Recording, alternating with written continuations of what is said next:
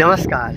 निराला construction के एक और नया वीडियो में आप सभी का बहुत बहुत स्वागत है और मैं हूं आपका दोस्त इंजीनियर प्रभात कुमार सिंह।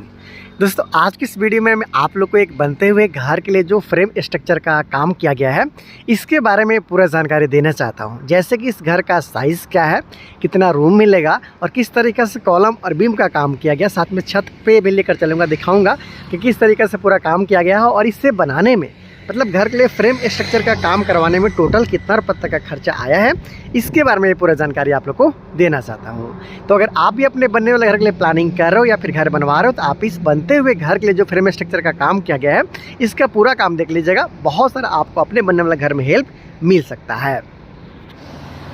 दोस्तों, सबसे पहले हम लोग इस बनते हुए घर के लिए जो साइज़ है इसके बारे में जान लेते हैं। तो इस घर को 45 फीट बाई 30 फीट, अगर ये स्क्वायर फीट की बात कर लिया जाए तो 1350 स्क्वायर फीट में बनाया जा रहा है, जिसमें आपको 4 बेडरूम के अलावा hall, dining area, kitchen, toilet bathroom के साथ सीढ़ी और पूजा रूम भी देखने को मिलने वाला है। इस घर का अगर फर्श का ऊंचाई के बारे में बात कर लिया जाए तो आप देख पा रहे हो कि जो अगल बगल का ज़मीन है वहाँ से लगभग 4 फीट की ऊंचाई में इस घर के लिए फर्श का काम है वो किया जा रहा है। बीम का बात कर लिया जाए तो 9 इंची में 12 इंची का प्लिंथ बीम का काम यहाँ पे किया गया है, जहाँ पे 4 सिरे का इस्तेमाल किया गया था 12 mm का। हालांकि अगर कॉलम का बात की जाए तो कॉलम का यहाँ पे जो संख्या है लगभग 15 के आसपास में है, देख सकते हो। इस साइड में आपको टोटल 5 कॉलम देखने को मिलता है, बीच में 5, उसके साथ फिर साइड में 5, टोटल 15 कॉलम के साथ में काम किया जा रहा है। 15 कॉलम का साइज़ 9 इंची में 12 इंची रखा गया है। इसमें 6 सिरे का इस्तेमाल किया जा रहा है 12 mm का, आसानी के साथ आप यहाँ पे देख पा रहे हो। तो यहाँ से अपने कॉलम और बीम के साथ में लगा हुआ सरिया के बारे में जान लिया है। हम लोग अंदर भी चलेंगे, ऊपर भी चलेंगे और जानेंगे कि कितना इसको बनाने में खर्चा आया है। उसके साथ एक बात और बता दूँ कि इस घर के लिए सामने की तरफ लगभग 3.5 फीट के आसपास तक का यहाँ पे छज्जा निकला हुआ, आप इजीली यहाँ पे देख पा रहे हो। साथ में पट्टी बीम का काम किया गया है। कभी भी ऐसा छज्जा बनाते हो तो आपका छज्जा में क्रैक्स नहीं आता है। जैसे कि यहाँ पे आप देख पा रहे हो 9 इंची पे 12 इंच के यहाँ पे जो घर के लिए जो छत के ढलाई के साथ में बीम का काम किया गया, जिसमें लोग फ्लोर बीम बोलते हैं। तो यहाँ से लेकर यहाँ तक ये लटक बीम, उसके साथ फिर उधर बीच बीच में लटक बीम, उसके साथ ये पट्टी का काम करवाते हो। कभी भी आपका घर में जो छज्जा इस तरीके से बनाते हो तो कभी भी उसमें क्रैक्स नहीं आता है।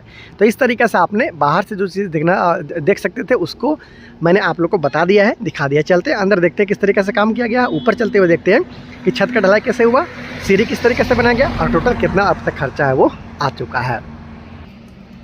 दोस्तों, थोड़ा सा इस घर के लिए जो फ्रंट व्यू है इसके बारे में भी आप जान लीजिए कि लगभग 45 फीट के आसपास का फ्रंट व्यू है। कुछ इस तरीके से काम किया जा रहा है। यहाँ से इस घर के लिए मेन एंट्रेंस है। चलिए मैं आपको अंदर चल के दिखाता हूँ कि किस तरीके से इसका काम को किया जा रहा है। यहाँ से मेन एंट्रेंस हो जाएगा। 4 बेडरूम के अलावा hall, dining area, kitchen, bathroom के साथ सीढ़ी और पूजा रूम आपको देखने को यहाँ पे मिलने वाला है। हालांकि अभी ब्रिकवर्क का काम बिल्कुल नहीं किया गया है, सिर्फ यहाँ पे जो कॉलम और बीम है उसी के सहारे में छत का ढलाई तक का काम यहाँ पे किया गया है। फर्श वगैरह बनाने का काम पूरा अभी बाकी है, सिर्फ ब्रिक सोलिंग तक का ही काम यहाँ पे किया गया है। साथ में यहाँ पे 10.5 फीट बाई 10 फीट के आसपास का साइज़ में बना हुआ ये सीढ़ी है। ये पहला फ्लाइट पार्ट, फिर लैंडिंग, फिर सेकंड और थर्ड फ्लाइट पार्ट होते हुए आप इस करके छत पे चले जाते हो। चलिए मैं आपको ले चलता हूँ। देखिए, पहला फ्लाइट पार्ट है इस तरीक़े से, फिर लैंडिंग आता है, उसके बाद फिर सेकेंड फ्लाइट पार्ट इस तरीक़े से, फिर आपका हो गया ये लैंडिंग, फिर यहाँ पे थर्ड फ्लाइट पार्ट, उसके बाद फिर आपका आ गया छत।